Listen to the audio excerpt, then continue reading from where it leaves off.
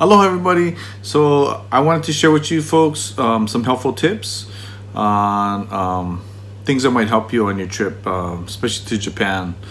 And we're no experts or anything. I just know what we've done and what helps us.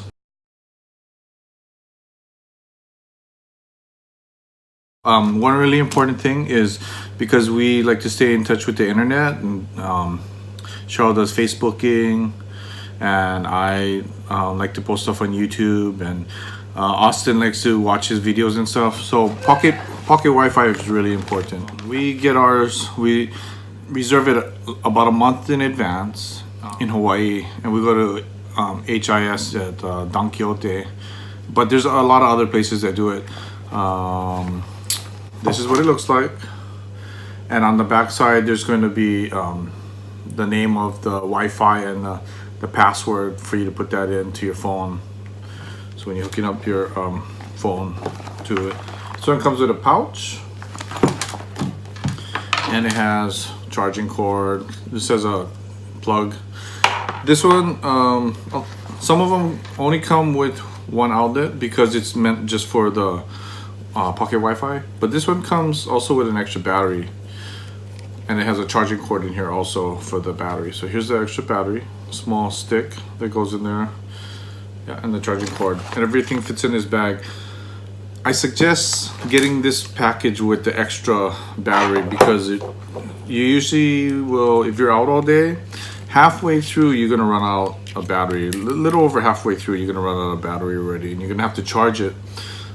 If you have your own charging, if you have your own battery packs, then you could use that too. It's up to you. I think it doesn't cost that much more, a little bit more, but it's nice to have. Plus, if you have to, you could use it to recharge your phone or another device. Yeah, because it's just a rechargeable battery in there.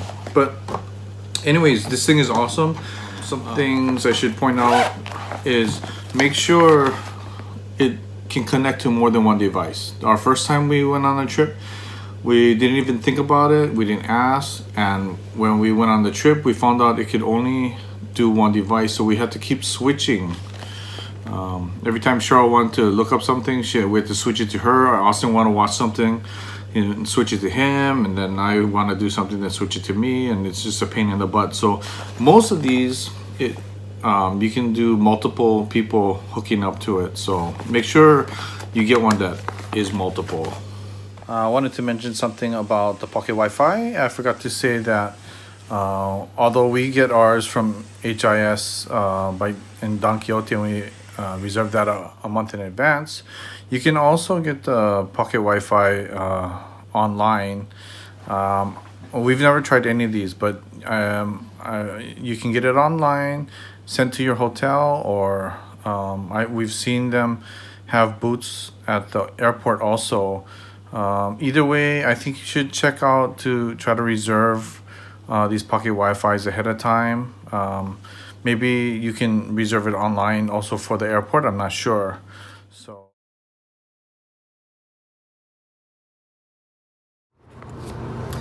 Okay, in this video, I want to show you folks how to use the Google Map app to get around in Japan. 90% of the time, the Google Map apps works really well. We're gonna switch map view to satellite because I like to see the buildings better. When you're looking at just the map view without the satellite overhead, it just looks like boxes and words and lines. So I like to see the building. And now we're gonna type in where we're going to, where we're starting from, and then where we want to go to. It shows you the options, and it gives you a little brief description of each option, how long it's going to take and stuff. So this one is the Asakusa View Hotel. It says walk 2 minutes, and then you get to so you got to walk to the Asakusa station. It's a 2-minute walk from the View Hotel, the Asakusa View Hotel, and you're gonna walk 2 minutes to the station, and I believe this one goes under right by the street. to past the fugu place and everything, and then you go underneath. A lot of times when it shows you crossing the roads or where there's no crosswalk or the railroads, it means it's underground probably. And the blue dots show the walking, the red line shows the train route.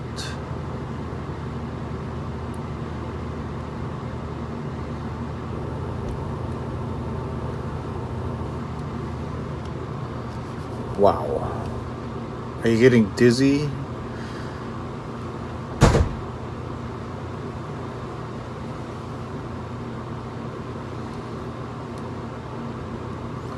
So, riding on the train, and then we're gonna get off there where it shows, and then you see the walking starts in the blue dots. So we're getting off on that red line. That's where the train would end, and we have to walk. It says 1 minute. Which for us usually takes longer than 1 minute because we don't know which direction we're going in the first place. There's so many exits sometimes in the train station, you don't know which one to go to. Okay, so you walk for 1 minute and then you have to find the other platform. Or sometimes you have to leave the train station, walk to the next one nearby, and then go into that one to find your next train that you have to catch.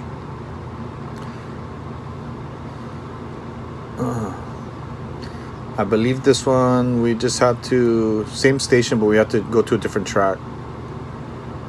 And then now we're following the pinkish line below that red line, and so now we're following that train. Takes us all the way to across the bridge, across the Sumida River. Sorry if you're getting dizzy. Don't look. See, I like the satellite view because you can see the roads better, you can see the bridges, you can see the buildings, parks and stuff. You can see landmarks better. I like this a lot better. Anyways, the app will list, once you select the route, and it'll show you how many stops you have to go to. You can click on that and it'll show you all the stops that you have to make. So you can count them, you can listen for each stop as every time the train stops and lets people in and out, that's one stop. So you want to count how many stops until the next one. There's Tokyo Tower. So as you can see in the blue, you're gonna have to walk. It's a little bit of a walk from the train station to Tokyo Tower. So I hope that helps you. We use the Google app a lot, and that's usually how we figure out how to get to places. You just have to fill in the rest. Like you got to know which exits to get out of. If you get out at the wrong exit, then you might have to walk around the whole block to get back to where you need to go. Or you can refresh the thing and it'll tell you which route to walk from wherever exit that you came out of. But yeah, it's an awesome tool to help you get around. And sometimes it messes up, and it could be because of internet problems, but usually it's pretty good. So that's why the pocket Wi-Fi comes in really handy, to have internet all the time, or enough of the time, a lot of that time. Really helps. Google Map app, pocket Wi-Fi, Suika Card.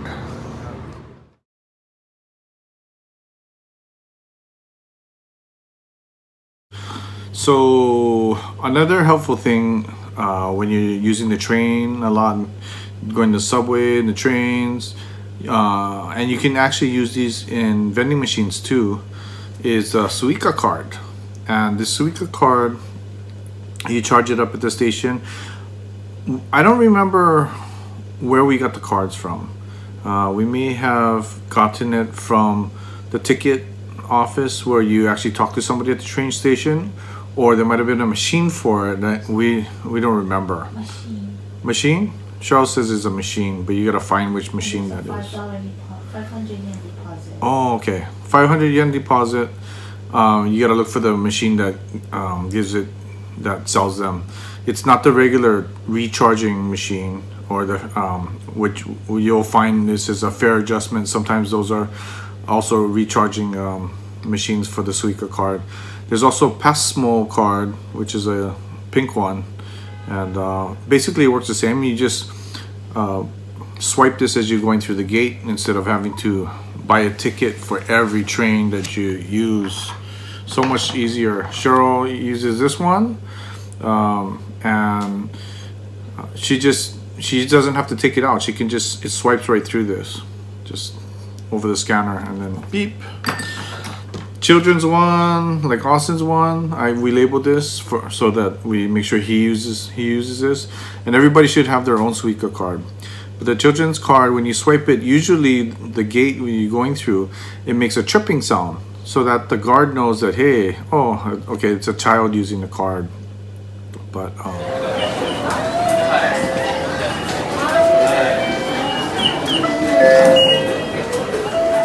yeah. Oh, is that the symbol for the? I think that's a symbol too for children. That purple one. Okay. Anyways, the Suika card is also when you're charging it up in that machine, the IC card machine. It's a good way to get change. So if you have a big bill like 10,000 yen, you can put that in and you usually charge up your card maybe only like 1,000 yen or 2,000 yen, and then you get the rest back in change. We have been changing or getting smaller bills that way. 2,000 on it is good.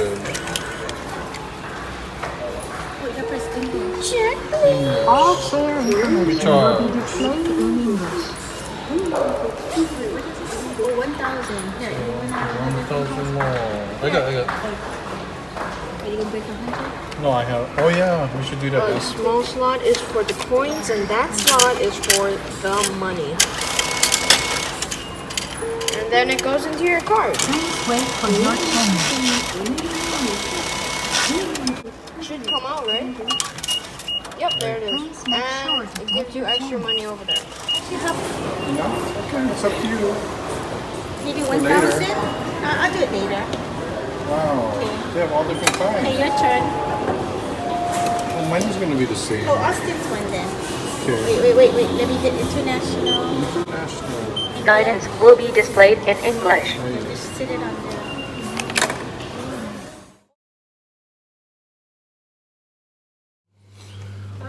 So another really cool thing that helps when you come to Japan, especially during the summer, is to be able to cool off. And so one thing that we suggest is getting Gatsby wipes. When you buy the Gatsby wipes, there's different types. You want to get the cooling one. It has the ice on it. It comes in different scents and stuff. So this one is frozen cider, and look for the ice on top of the package. This is the body wipes. This is the facial paper. The facial paper is not as harsh, so it's easier to use on your face. The regular body one is more for your arms and your neck, and you can put it under, wipe yourself under your shirt and stuff, and your neck, your back, whatever. It doesn't matter to me. Okay, so you open it like this. Pull it out. I still use the body paper on my face, probably because I'm just used to it. But if you can imagine, it's like strong alcohol putting it on your face, especially after you shave. It's probably not a good idea to use this one. Yep. And you don't want to get it in your eyes. But yeah, you just wipe yourself with it. It leaves this wet kind of layer on you, and when the wind blows on it, it feels so nice and cool. You put it under, in your neck or under your shirt. Yeah. Anyways, this is awesome. Gatsby wipes. This is totally helpful. I don't know if everybody knew about it. That's why I'm mentioning it to you, because we didn't know about it. And it gets hot over here, hotter than Hawaii. Although you don't get a sunburn over here for some reason. But anyways, Gatsby wipes. Make sure it is the cold the ice one because it also comes in regular cleaning wipes, you know, just to wipe your body and stuff, like a shower, like a baby wipe, I guess. Maybe if you don't have time to go home and shower before you, you know, after you go to the gym or something, you know. So Gatsby wipes is awesome.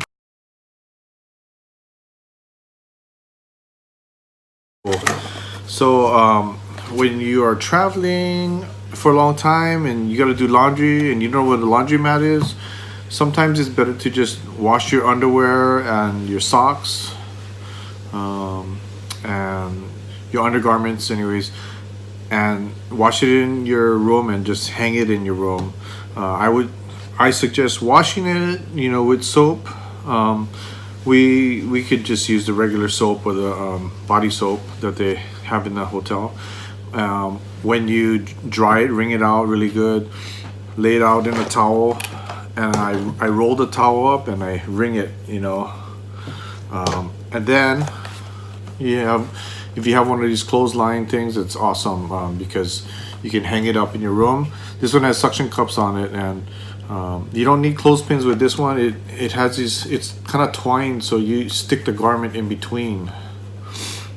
I don't know if you can kind of see it, but we found this is helpful. Better to have 2 or 3 maybe. Then you can hang it on a longer line. Sometimes they don't stick on the surfaces, so maybe you gotta tie it from one thing to another, and it's kind of challenging sometimes to find what to tie it in your room. And you don't wanna, I don't know, I don't know how you folks are, but we don't want to leave our underwear hanging when the house cleaning comes, so we try to leave it up, you know, and then take it down by the time we are gonna go out to do stuff for the day.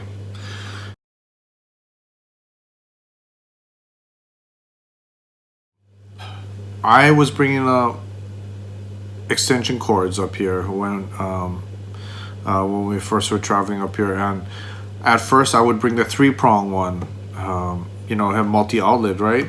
But a lot of times the hotels here don't have a 3-prong outlet, they only have 2-prong. So when you come, especially when you have a lot of electronic devices or your battery packs that you got to recharge, your GoPro batteries or your phones and stuff, you should think about bringing an extension cord, you know, one of those regular longer extension cords, which is with the 2-prong, and then at the other end it has like 3 outlets or something. Bring a couple of those, that might be helpful, because a lot of times you'll also find if the hotel is small, it's not going to have a lot of outlets. Most of the hotels that we've been to in Japan, obviously most of them, but maybe half of them don't have enough outlets, so I gotta change out stuff in the middle of the night, wake up, and you know, when something's done charging, and plug something else in. So it's really helpful anyways to have extra extension cords, especially if you have a lot of electronic devices to charge.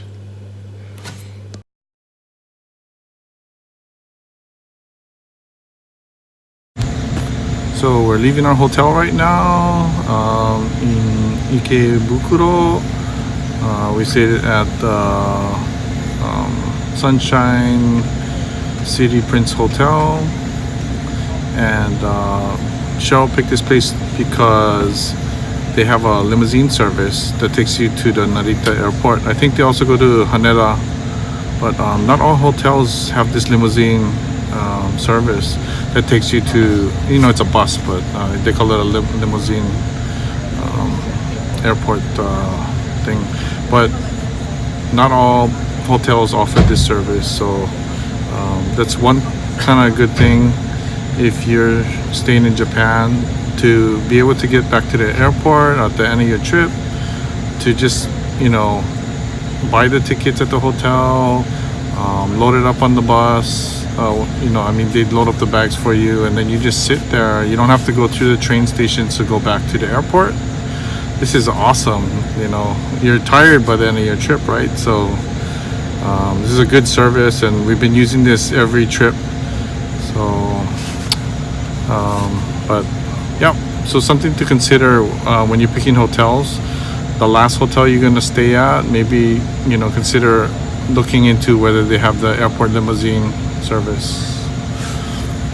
It'll really make your life easier on your return trip when you get back to the airport. Yeah, if you have a lot of baggage too, oh, what a lifesaver. If you gotta like bring a whole bunch of luggage, heavy luggage with you on the subway, there's no way you could do it.